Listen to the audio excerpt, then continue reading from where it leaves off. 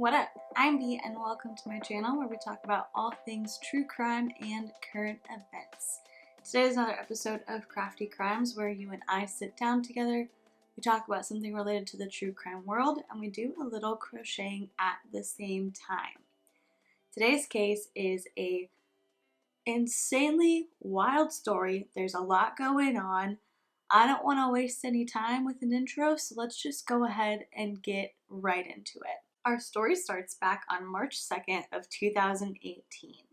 There was a man named Anthony Stephen House. He went by Stephen and woke up. It was just a normal day. He went outside and he saw that he had a package in front of his house. And so he went to pick it up and take it inside when all of a sudden it exploded.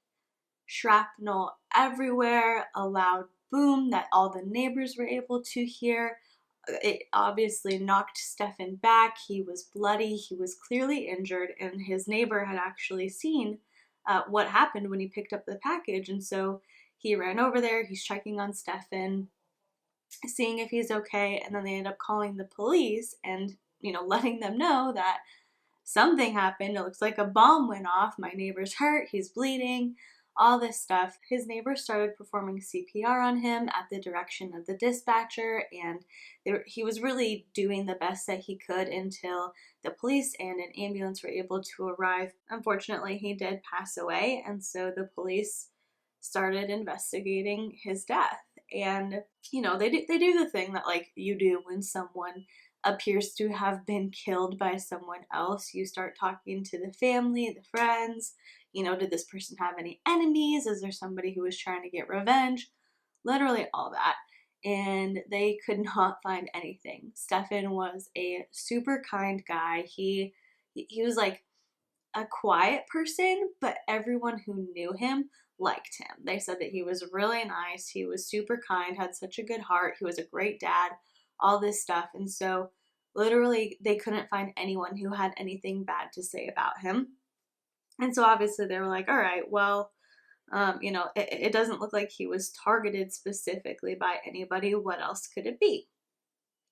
And then they realized that in Stephen's neighborhood, like his very same neighborhood, 3 days before the explosion happened, they had done a raid on a house. And so, they confiscated a lot of things. They arrested a few people. So the police were like, oh, shoot, maybe, we took a lot of stuff.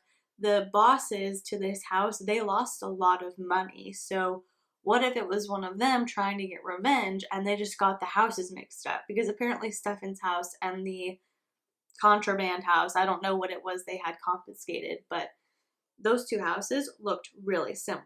So, they start looking into that, trying to figure out if that's a viable theory for what happened. And unfortunately, it's not. So there's literally no connection. No one in relation to this drug raid house had anything to do with it. And the police don't really know where to go from here.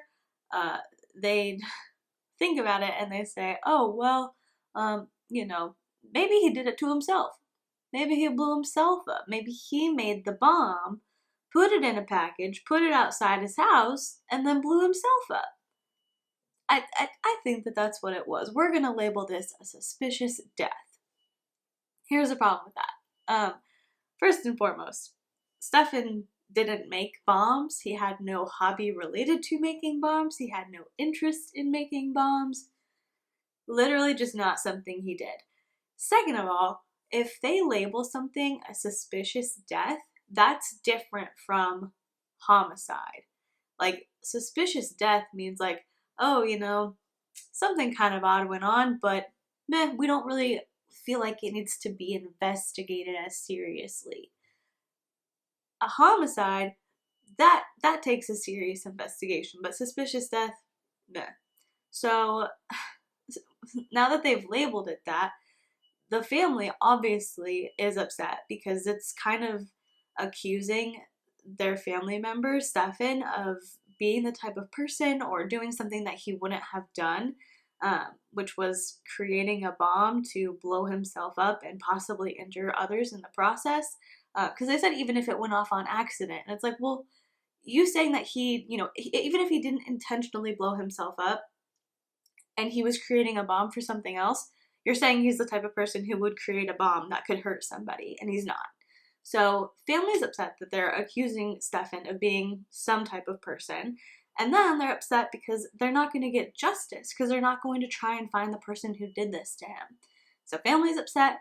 The neighbors are upset. Obviously, Stefan was a nice guy. They really liked him. But also, somebody targeted someone in their neighborhood, and the police are labeling it a suspicious death. So they feel like their neighborhood isn't going to be as safe because they're not going to get a true investigation to catch whoever did this. So no one's really happy about the police labeling this a suspicious death. The police aren't taking it too seriously. They're not concerned. You know, it's not like they're being like intentionally bad at their jobs. I don't want to accuse anybody of that. So it's not like they're like completely writing this off. They're just not taking it as seriously, I guess, as they should have. So they're kind of looking into it, but not, not focusing all of their attention on figuring out who created this bomb that Stefan had picked up and been killed by. But then 10 days later, another bomb went off really early in the morning. And this happened when there was a 17-year-old boy named Draylon Mason. He was with his mother, Shamika Wilson, and they were going into their house. They noticed a package outside their door, picked it up, and brought it into the kitchen. And when they set it down on the counter, it exploded. Their grandmother ended up calling the police. They sent an ambulance out there, and they ended up taking them to the hospital. Luckily, Shamika did survive, but unfortunately, Draylon didn't. He passed away.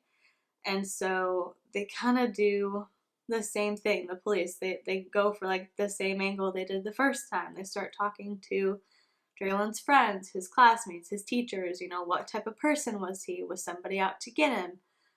All that stuff that they were asking with Stefan, and literally it's the same thing. Like, nobody had a bad word to say about Draylon. He was so friendly. He was so kind. He was incredibly talented. He was a great student, all that. His teachers said that, like, he was the type of student who, if you were standing out in the hallway, he would come up to you and say, "Hey, how's it going? Are you having a good day?" Like, just a really friendly, nice guy. And additionally, he was super talented. Like, the teachers were talking about how they're like, yeah, he had raw talent, but saying that undermines how hard he worked. Like, naturally, he was incredible, but he was also such a dedicated worker. So, like, he worked so hard at his craft. And he passed away when he was 17, but he had already been accepted into the Butler School of Music in UT's College of Fine Arts and Music Performance. And so, like, that just tells you that's how good he was. So, long story short, no one had anything against Draylon. No one wanted to hurt him. And additionally, the police started kind of trying to look for a connection between Draylon and Stefan, just to see if they knew anybody, if they had anything in common, anything that could really link them. And they didn't really find anything of significance. And so they realized two things. Firstly, they realized that Stefan didn't do this to himself. Stefan didn't create the bomb and blow himself up. And secondly, they now had somebody who was targeting random people and trying to kill them. So the only thing that the police had to go on was the fact that both men who died were black. And, they didn't want to really alarm anybody and say outright that this was a racially motivated crime, but they very much acknowledged the fact that they were both black, and so they ended up calling the NAACP to act as advisors throughout the investigation, just kind of give them advice, bring them in on racially motivated crimes, help them figure out where to go from here, what to look at, all of that. And then they additionally had asked the Bureau of Alcohol, Tobacco, and Firearms and Explosives, otherwise known as the ATF, to come in and help them because it was 2 bombings in a row. So at this point, they've had 2 bombings, but they were 10 days apart, and the police hadn't received any like letters or threats or anybody like claiming to be this bomber, anything like that. And so the police think that they've got a good amount of time to start looking into this and really figuring out what's going on. But a few hours later, another bomb went off. This time, the victim was a woman. She was 75 years old, and her name was Esperanza Herrera. She went outside, saw that she had a package outside of her front door, and as she was going down to pick it up, it exploded. And so she ended up getting taken to the hospital, treated for her injuries, and she survived. Okay, this 75-year-old woman survived. But let me give you an idea, because you hear like, oh, a bomb went off, and it's like, yeah, that's so scary. But you don't necessarily think about what a bomb going off actually means necessarily. And so let me tell you just a few of her injuries. This isn't even all of them. A few of her injuries. She had 2 broken legs, a shattered kneecap, a broken right arm. They had to amputate 2 of her fingers, and she had wounds all over her face, cheek, and chin. Like I said, that's literally not even all of her injuries. It is insane. So thankfully, Esperanza did survive, but her being the victim of the attack did give more credence to the idea that whoever was creating these bombs was targeting people of color. And so they really did think that these were racially motivated crimes. And something that adds a little bit more support to that theory, I guess, that wouldn't generally be like a well-known thing if you didn't live in Austin, is the fact that they've got this freeway. It's called the I-35, and when Austin was developing as a city, on one side were all the people of color, all the, Hispanic people, Mexican people, Black people, like people of color. They're all on this one side, and then people who are white are on the other side. And that's just how it was when Austin was developing. And unfortunately, as time has gone on, that hasn't really changed. And so all of these attacks happened on the side of the I-35 that was like known for being where people of color lived. So if you lived in a really diverse city where there weren't any like kind of well-known unofficial lines of race or nationality or anything like that, like if everyone was commingled and you had 2 people who were Black and 1 person who was Hispanic, all as victims of a crime, it could be like, oh, well, we don't really know if they were targeted for that. It would be harder to give legs to that theory. But in Austin, just because of where these bombs happen to be placed, like the people who were targeted by them, they really were thinking, okay, these are hate crimes. We've got something racially motivated going on here. And so at this point, the police decide that they need to go ahead and make a statement about these bombings, telling people that they think they were related. Before, they were obviously reporting on the bombings, like telling people to, hey, like, keep a heads up, don't pick up any odd packages, but, we don't have a serial bomber necessarily, just, these things are happening, but keep an eye out. Now they're saying, okay, we've had 3 bombs, and you can look at like the way a bomb was made and see if it was made not definitively by the same person, but in theory, if they're made in a similar way with similar materials. Sometimes people who make bombs will have like a signature style, stuff like that. And so the police and the ATF had been able to look at these 3 bombs and notice a pattern of similarity and say, hey, we think the same person made these. Somebody is potentially targeting people of color in Austin in this specific area. So keep an eye out in general, but especially if you're in this area, just keep an eye out. Heads up, letting you know. And so something that's not necessarily related to the bombings, but I think is pretty interesting. At the time, the city didn't have like an official police chief. They had an interim police chief named Brian Manley. And so I think it's absolutely wild. Like I said, this doesn't have anything to do with the bombings. But I cannot imagine having a boss be like, oh, hey, yeah, like our police chief is gone. Can you just temporarily fill in? And then having to deal with a serial bomber. Insane. But so Brian Manley is like at the head of this investigation. He's the interim police chief. And of course, he has invited the NAACP and the ATF in to help with the investigation. At this point, we are at March 12th. They've got no connections. They've got no leads, nothing. So the governor of Austin, Greg Abbott, announced that he was going to be giving out a $15,000 reward if anyone provided information leading to the arrest of the person responsible for the bombings. And then hearing $15,000 really encouraged people to share what they knew. And so they got tons of calls. Literally hundreds started coming in. And at this point, the FBI, after the third bombing, had come in as well. And so they were helping out with the investigation. And they announced that the FBI, along with the ATF, said, we're going to give a reward of $50,000 if anyone gives us information leading to the arrest of the person responsible. So they keep fielding these calls, taking tips, investigating them, all that, and they're really not getting anything.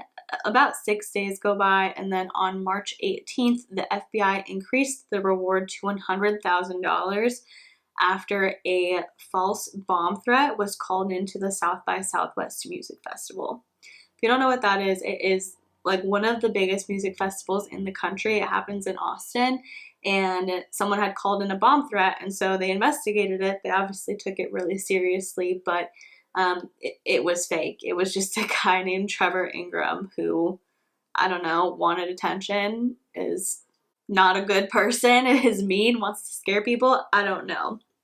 But it was fake, and he was arrested and charged with a felony because calling in a bomb threat is a felony. So they arrest him, and I mean, like, it's a good thing that they got him, but also, like I said, it's been 6 days. They've received over 730 calls, like from people reporting tips, and still they've got nothing. However, later that day, 2 white men were walking down the street, and they accidentally, of course, set off a tripwire that had been placed on the sidewalk. So there was a tripwire going across the sidewalk, and then to the right was like a yard. And underneath this red sign, like it's like a Home Depot sign, children at play, whatever, somebody had put a bomb. And so these 2 guys were walking, and they tripped this wire, and they set off an explosion. So the police were called, and luckily the 2 men were okay. They sustained very minor injuries, but the police started looking into this tripwire contraption, looking at this bomb, and realizing it shares a lot of similarities with the other 3.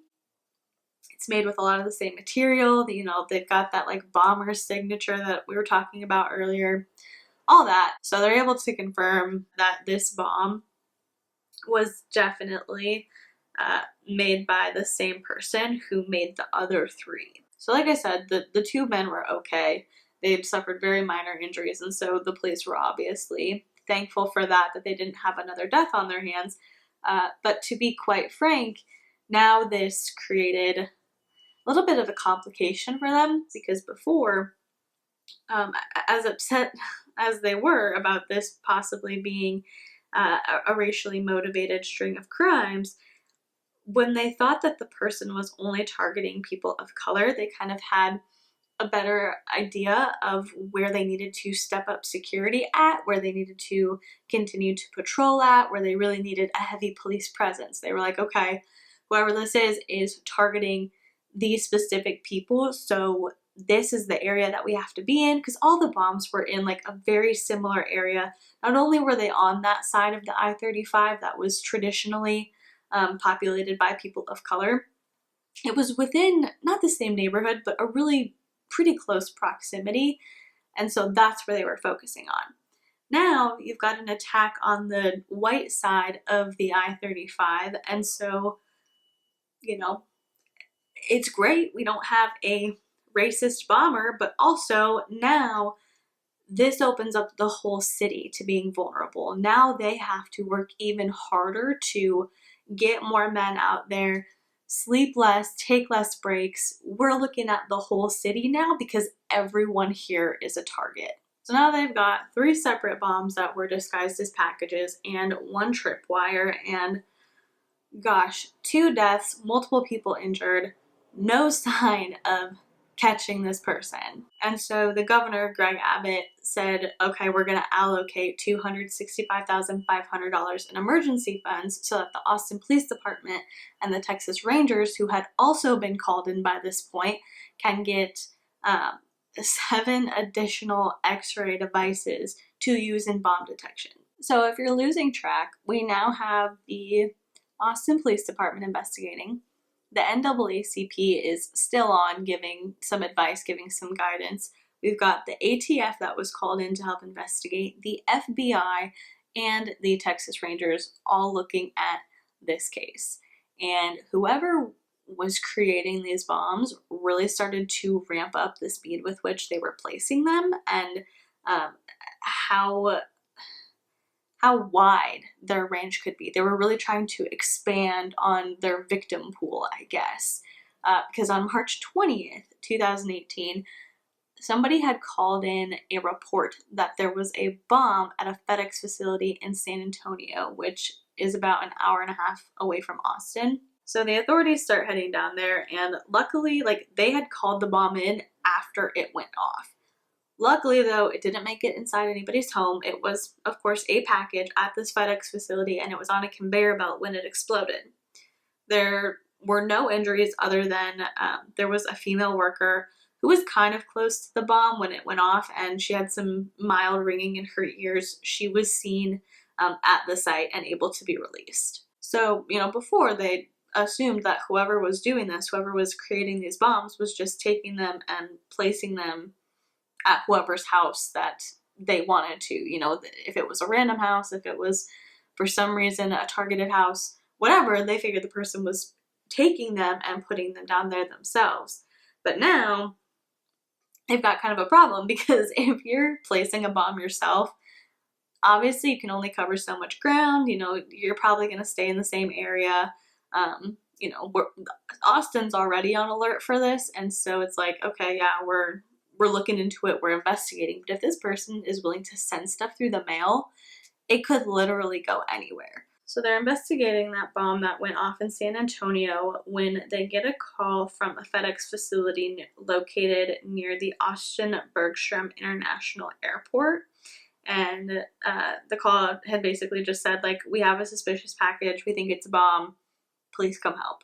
And so the police ended up going back up to Austin, going to this FedEx facility, and literally they had to pull every package off of a truck, off of a conveyor belt, whatever, and really evaluate all of them. And eventually they were able to narrow in on this package, because whoever had called in about the suspicious package, obviously they knew which package it was they were concerned about, but the police wanted to make sure that there were no others. And so they evaluated that package, analyzed it.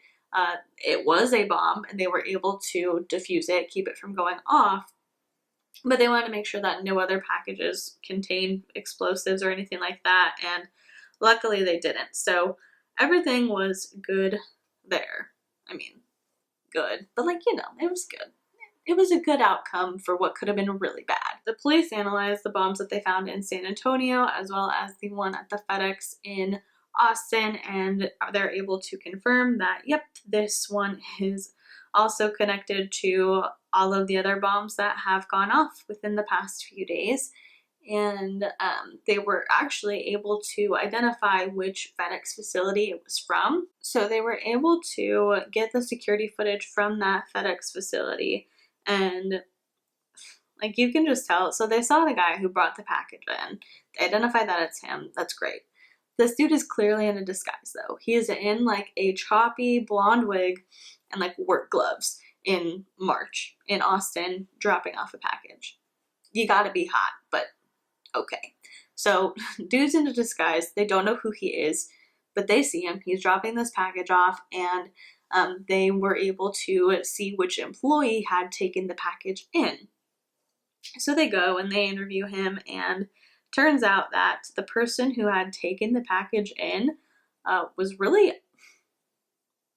made uncomfortable by this guy. Like, he said that something just seemed off about him, and so what he ended up doing was, he took the package in, all that, and then he waited for the guy to leave the store, and then he walked out and watched him walk to his car. And the person who dropped these packages off had parked like 3 stores down, and so he's watching him walk all the way out to his car, and they were eventually able to determine that it was a red Ford Ranger, so like a red pickup truck. And a lot of people were kind of mad that this employee didn't say anything, didn't report it, obviously he was suspicious, or else he wouldn't have followed him out of the store. And so people were just really like, man, you had him in front of you. Like, why didn't you call the police? Why didn't you do something? But the police said that, like, they don't blame him for how he acted, and we shouldn't either. You never know what you're gonna do in an odd situation, and it's actually good that he watched him go out to his truck and saw the car that he got into, because that is going to be an extremely important piece of figuring out who this mystery bomber is. So now that the police knew that this bomber had a red pickup truck, they took that information to the FBI analysts who were working on the case, and basically what they were doing was they were working with the retail crimes division, and what they had done was basically gone to all of the stores within Austin that sold any type of component that was used within the bombs, and they got all of the transaction receipts. And so if you like pay with a card somewhere, their computer system will keep some of your information. And so they had been able to get like names of all these people who had purchased anything related to the bomb, and they were going through trying to find suspicious people, all of that. And then one of the analysts took the fact that this person was driving a red Ford Ranger and got DMV records, and then was like comparing them against the receipts that she had, and she was able to find a match. So with this information, the authorities were able to narrow in on a man named Mark Anthony Condit. They ended up going to Mark's home and trying to confront him there, like serve him an arrest warrant, but he must have figured out that they were coming for him. Maybe he had a hunch. I don't know. But at some point, somehow he knew that they were coming to talk to him, and so he wasn't home. His roommates had no idea where he was, and his phone had been turned off, so that way the police couldn't get his location. But they figured, we'll keep an eye on him. We'll keep an eye on his phone. He's gonna have to turn it on eventually. He's gonna have to use like a debit card eventually. Let's just wait it out. And luckily, within just a few hours, Mark turned his phone on. It's unclear what he turned his phone on to do. It seems like he was trying to get information about the investigation, like seeing if they'd figured out where he was, stuff like that. And so when he turned it on, the police obviously got his location, and they found out that he was hiding out at a hotel called the Round Rock Hotel. And so on March 20th, 2018, in the late evening, the police and the FBI and the ATF started quietly like circling the hotel. They literally all just sort of encroached upon this hotel, and they didn't like want to go in or go into the parking lot or anything, because they didn't want to like jolt him or scare him. They didn't know if he had another bomb that he was going to set off. And so they're literally just waiting for like hours and hours, just sitting here waiting, hoping that this dude is gonna come out of the hotel at some point. Eventually he's got to go somewhere. And then they realize that Mark's been sitting in his truck the whole time, and they only noticed when they saw exhaust coming out of his tailpipe. So they're a little bit concerned that he probably saw all of them circling the hotel, coming in. Like I said, none of them went into the parking lot, but they were definitely all surrounding it, so looked a little bit suspicious. Eventually, in the early morning of March 1st, Mark left the hotel. he exited the parking lot and got stuck at a light, and you can see just cars like piling up behind him. The authorities know that he has to know that they're onto him, that they're literally right behind him, but they try and keep it cool. And what they want to do is they want to like get him off the road and disable the car. They don't want to like pull him over. They don't want to cause a huge crash. They just want to do it like gently enough, but also aggressively enough so that way he can't drive away, but he doesn't get hurt in the process. And so there's one car in front of him and one car behind him eventually. He starts heading towards the I-35. He's on like a frontage road. And so they're catching up to him. One car's in front, and the car in front ended up slowing down, and the car behind him hit him in the back. And so Mark's car ended up getting kind of pushed into this ditch area, and then two members of the SWAT team hopped out of their cars and approached the passenger side. And it was really lucky that they approached the passenger side instead of the driver's side, because as they were trying to get in, like banging on the window, trying to break it and get at Mark, a bomb went off. And this bomb, it killed Mark instantly, but luckily neither of the agents were traumatically injured. They obviously had, some shrapnel in the face, some cuts, stuff like that, but they both ended up being okay. They were able to like walk away from the scene, which is extremely lucky, because they would have, if they hadn't knocked him into a ditch, they would have gone for the driver's side and they most likely would have been dead. So obviously Mark is dead. They can't ask him, did you do this? They're pretty sure he did, but they can't like officially get a confession. They can't talk to him. They can't hear why, like, why would you do this? But he did leave his phone in the car, and there was a 25-minute long confession that he had taped while he was sitting in the car before he left. And the police have not released any of the audio from this tape. They have not, and they will not.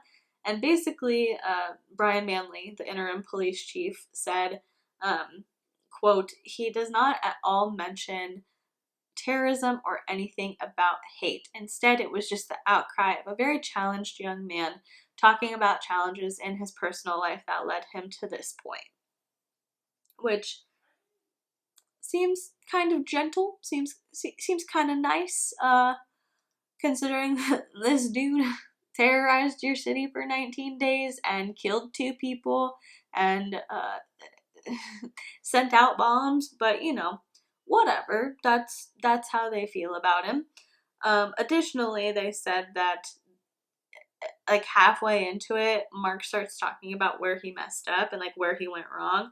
And he's like, oh, I made these mistakes. And so then the police were able to catch me because this is where I messed up. And so they didn't want to like give anybody pointers on how to be a serial bomber. The police obviously like heard the whole statement, and they said that it was really frustrating because there was no why. Like, he didn't say like, I hate a specific group of people, people were mean to me, I'm doing this because of XYZ, like literally nothing. And like all he said was that he wanted to do it because he was a psychopath. He said he wanted to hurt others and he wanted to cause chaos, and he was a psychopath. That's the reason that he did this. And so that's all we got from Mark, but the police ended up going into his house in Pflugerville, and obviously they sent robots in first to make sure that nobody got blown up. And there were no bombs in the house. He lived with roommates. The roommates had no idea that he was doing anything like this. Like, and it's not like they were friends. They were just like people who lived in the same house. And so they said that Mark was like super quiet. He would always just hang out in his room. Wasn't a super social guy. And they had no idea that this is what he was doing behind closed doors. But it doesn't surprise me that they didn't know much about him. Mark was just kind of, I don't know, not necessarily an odd guy, but he just lived like a very basic, I guess, life is the way that I would say it. He grew up in a two-parent household. His parents were both Christian, so that's how he was raised. He was homeschooled, and when he graduated, he went to Austin Community College.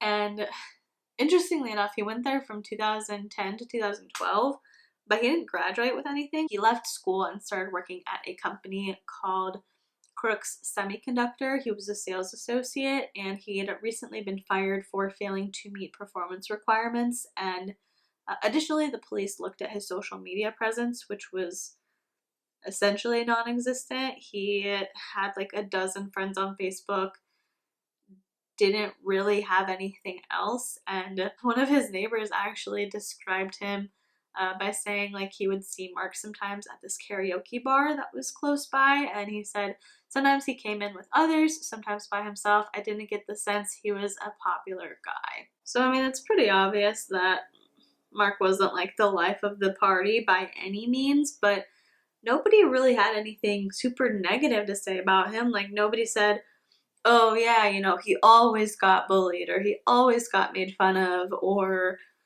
you know, like a lot of times when someone decides to terrorize an entire city and they leave a manifesto, it's literally like them cataloging everything that has ever been done to them that they perceived as an attack, like everything you ever did to me, or you know, girls only go for the jerks, like stuff like that. And there was literally nothing. And so it was just really frustrating and really surprising to his family. Obviously, you don't ever think that someone in your family is going to do something like that. I mean, I guess sometimes you do. Like sometimes you can tell somebody's a little bit off, but Mark had never been violent in any way, and so I think according to them. And so it was just kind of something that really took them by surprise, and I do definitely feel bad for his family. Unfortunately, police never got to talk to him. They never got to ask him the questions that we all really want answers to, but I don't know that we would have gotten them anyway. According to him, he did it to do it, and I guess that's all we're ever gonna know. So that is the story of the 19 days of terror that the city of Austin, Texas endured back in March of 2018, and that's how it all came to an end. I would love to know what you thought of the story though, and if you think that he did it just to do it, like he said, you know, he just did it to cause chaos, or if you think there's something a little bit deeper, maybe something that either he didn't include in his confession or that the police aren't telling us. Like I said, let me know what you think, and while you are doing that, if you would consider liking this video or subscribing to my channel, that would be incredible. And if you have subscribed already, thank you so much. I am so appreciative of you, and I love being able to just sit here, hang out, and talk about whatever. With all that being said, I'm gonna go ahead and let you go. Thank you so much for watching. Please be kind to people, and I will see you in the next one. Bye.